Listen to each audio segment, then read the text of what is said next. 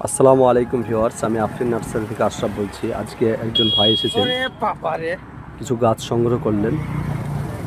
আমি শোনাচ্ছি ভাই কোথা থেকে এসেছেন। ভাই তুমি কোথা থেকে এসেছো ভাই? আমি বেলডাঙ্গা বড়ুয়া উত্তরপাড়া থেকে। তো আপনারা শুনতেই পেলেন ভাই কি বলছে। ভাই এসেছেন বেলডাঙ্গা বড়ুয়া উত্তরপাড়া থেকে। গতকালকে ভাই আমার নার্সারির সামনে দিয়ে যাওয়ার সময় এই গাছটিকে দেখেছেন। এই গাছটির ব্যাপারে বলে দিই, গাছটির নাম হচ্ছে ভিয়েতনাম মাল্টা মৌসুমি। বছরে 2 থেকে 3 বার হয়। এর আগে আমার এই গাছটিতে মোটামুটি 200-রও বেশি ফল ধরেছিল। একটা ভিডিও ছাড়া আছে আমার, দেখে নিতে পারেন। আর যে দেখতে পাচ্ছেন ওর সঙ্গে নিয়েছেন সপেতা, থাই7 পেয়ারা, তারপরে নেপালি কমলা, 12 মেশি অল টাইম কাজকি লেবু, তারপরে নিচের এই বড় বড় আম দুটো দেখতে পাচ্ছেন, এটা ল্যাংড়া। তারপরে GM2 আনার বেদানা, একদম লাল টকটকি হয়।